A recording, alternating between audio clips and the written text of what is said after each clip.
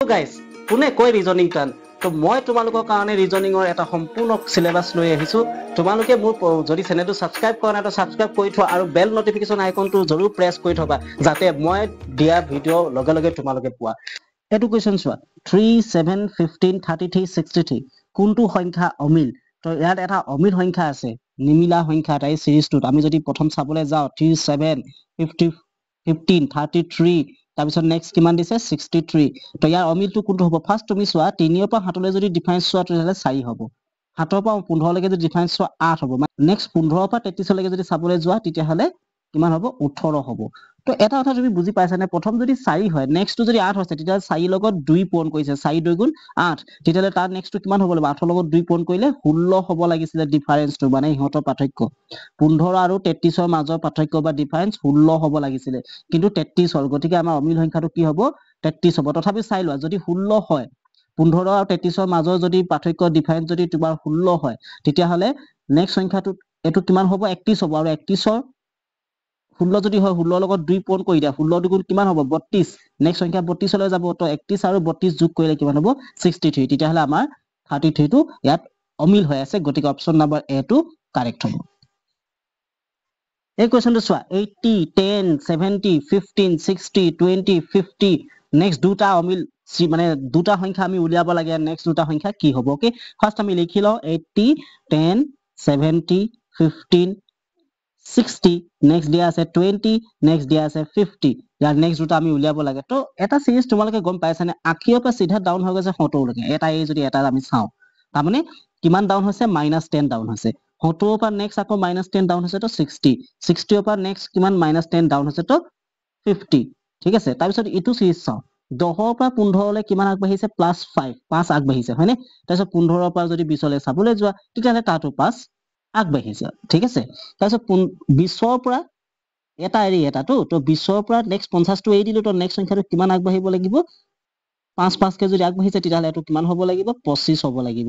তো অপচনত তুমি চোৱা 25 টকা এটাই অপচন আছে তথাপিও কাৰেক্ট হৈছে নাই হয় চাবৰ কাৰণে 50 ৰ পৰা এই যে এটো 25 যে হ'ব ইয়াৰ তাৰ নেক্সটটো এটা এৰি এটাটো তো 50 ৰ পৰা নেক্সট -10 কৰি দে 40 তাৰ মানে 25 আৰু 40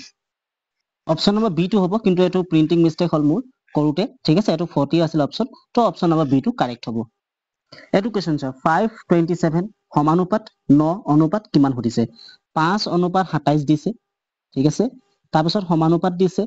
9 অনুপাত কিমান বুলি সুধিছে তেতিয়ালে এটো আমি কোৱেশ্চন কেনেকৈ কৰিম তো 5 আৰু 27 ৰ প্ৰথম যেটো জোৰ দিছে এই জোৰটো তোমালোকে কি কৰিবা ৰিলেচনটো বিচাৰি লোৱা তো 5 আৰু 27 মই যদি 5 ৰ পৰা 27 পাবলৈ হয় তো 5 ক মই স্কয়াৰ কৰি দিম 5 স্কয়াৰ মানে কিমান 25 আৰু তাৰ লগত যদি মই 2 যোগ কৰি দিও কিমান হ'ব 27 হ'ব বুজি পালা তাৰ পিছত মোক লাগে 9 টো তো 9 টোৰ পৰা মোৰ নেক্সট সংখ্যাটো লাগে নহয় জানো তো 9 টোক মই স্কয়াৰ কৰি দিম 5 টোক স্কয়াৰ কৰা নিচিনাকে 9 টোক স্কয়াৰ কৰি দিম 9 স্কয়াৰ মানে 81 লগত যদি মই 2 যোগ কৰি দিও কিমান হ'ব 83 বুজি পালা নে তো 83 অপচন নম্বৰ এ টো আমাৰ কাৰেক্ট হ'ব ৰবা ভিডিওটো স্কিপ নকৰিবা তোমালোকে এতিয়া নেক্সট কোৱেশ্চনটো চোৱা এই কোৱেশ্চনৰ প্যাটাৰ্নটো চোৱা 7 11 19 31 question mark 67 তো মই প্ৰথম লিখি লৈছো 7 11 19 31 তাৰ পাছত দিছে question mark তাৰ পিছত দিছে 67 এতিয়া কোৱা এটো কোৱেশ্চন আমি কেনেকৈ কৰিম কি সিৰিজত পেলাম তো ফাৰ্স্ট তুমি চোৱা 7 ৰ পৰা 11 আমি যদি তাৰ ডিফাৰেন্স সদায় কি কৰিবা এটা সিৰিজ দিয়া থাকিলে প্ৰথম সদায় তাৰ ডিফাৰেন্স উলিয়াবলৈ চেষ্টা কৰিবা মানে ইহঁতৰ মাজত পাৰ্থক্য কি আছে হেতু উলিয়াবলৈ চেষ্টা কৰিবা বুজি পালা তো যদি নোলায় তেতিয়াহলে তাক কি কৰিব চেষ্টা কৰিবা নেক্সট তাক ইনটু কৰিবলৈ চেষ্টা কৰিবা মাল্টিপ্লাই ঠিক আছে তাক মাল্টিপ্লাই কৰিবা সদায় যদি মাল্টিপ্লাই কৰোটো নাই ওলোৱা তেতিয়াহলে কি কৰিবা স্কয়াৰ কৰিবা স্কয়াৰটো নাই ওলোৱা তেতিয়াহলে তুমি স্কয়াৰ লগত প্লাস এড কৰিবা মানে এডিশন কৰিবা স্কয়াৰ কৰাৰ লগে লগে প্লাস কৰিবা ঠিক আছে এইকিটা মেথডত যদি তুমি কৰা যিকোনো ৰিজনিংৰ কোৱেশ্চন তুমি সলভ কৰিব পাৰিবা আৰু ৰিজনিংৰ কোৱেশ্চন তো বহুত আছে কিন্তু হিমান কোৱেশ্চন তো তুমি হেক কৰিব নোৱাৰা কৰি কিন্তু তাৰ ট্ৰিক্স কেটামানহে আছে আৰু এই কোৱেশ্চন বিলাক যে মই তোমালোকক দি আছো ইয়াত সব ধৰণৰ ট্ৰিক্স মই তোমালোকক দি আছো তো আমি ফাৰ্স্ট ইয়াৰ ডিফাৰেন্স উলিয়াবলৈ চেষ্টা কৰো 7 আৰু 11 মাজত যদি ডিফাৰেন্স উলিয়াই চাও তেতিয়াহলে 4 হ'ব পাৰ্থক্য হয় তাৰ পিছত 11 পৰা যদি 19 লৈ আমি যদি ডিফাৰেন্স উলিয়াই চাও তেতিয়াহলে 8 হ'ব 11 8 19 হ'ব তাৰমানে 11 আৰু 19 ৰ মাজত ডিফাৰেন্স 8 তাৰ পিছত নেক্সট সংখ্যাটো যদি উলিয়াবলৈ যাও তেতিয়াহলে 19 আৰু 31 ৰ মাজত ডিফাৰেন্স 12 ৰিলেচন পিছত বিচাৰিবা ঠিক আছে নেক্সট সংখ্যাটো ডিফাৰেন্স কেনেকৈ উলিয়াম কোৱেশ্চন মাৰ্ক দি দিলে দেখোন ওকে আমি এই তিনিটাতে আমাৰ আনসাৰ ইয়াত চেষ্টা কৰো উলিয়াবৰ কাৰণে তো 4 8 12 প্ৰত্যেকতে কি হৈছে +4 কে এড হৈ গৈছে হয়নে তেতিয়াহলে 12 যদি হয় তো নেক্সট সংখ্যাটো কিমান হ'ব 16 বুজি পালা তো 31 ৰ লগত যদি 16 যোগ কৰি দিয়া তেতিয়াহলে তুমি কিমান পাবা 47 পাবা আৰু যদি এটো যদি 16 হয় এটো যদি 16 হয় তেতিয়াহলে নেক্সটটো কিমান হ'ব লাগিব ডিফাৰেন্স 20 হ'ব লাগিব তেতিয়াহলে 47 যে তুমি আনসাৰ পাইছা 47 ৰ লগত 20 প্লাস কৰিলে 67 হৈছে নে ওয়াও হৈ গৈছে চোন তেতিয়াহলে আমাৰ অপচন কি হ'ব 47 অপচন নাম্বাৰ বি কাৰেক্ট এটো কোৱেশ্চন চোৱা 2 6 18 54 অনুক্ৰমটোৰ অষ্টম ৰাশিটো কি যিমানে আমি কোৱেশ্চন আগবাঢ়ি গৈছো হিমানে কোৱেশ্চন বিলাক কি কৰি আছে